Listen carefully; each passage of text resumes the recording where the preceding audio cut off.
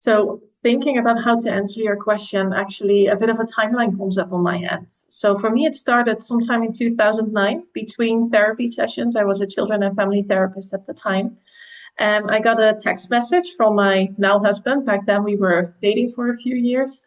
And the message basically read, "What about Shanghai?" Fast forward a little over a year later is when we actually boarded the airplane. I was bawling my eyes out. We were actually doing this. We were taking our early 20s life to another country we had never been before. And after a brief career disruption, I actually landed myself a job working in a special education program with expat families. So it was a first-hand experience of how the transition to international life impacted children and their parents and their families.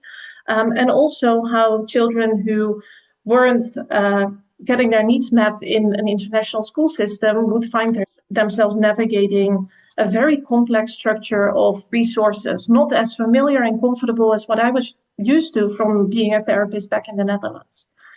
And I think the journey actually really started a few years later, November 2013, when I gave birth to my own little TCK in an international hospital in Shanghai. And ever since, I've been raising her. So that made me a TCK mom.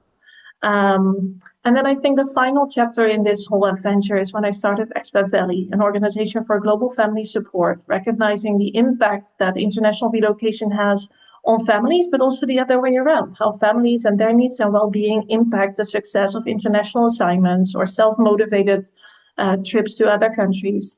So that's what I've been doing ever since. We're celebrating our 5th anniversary next month.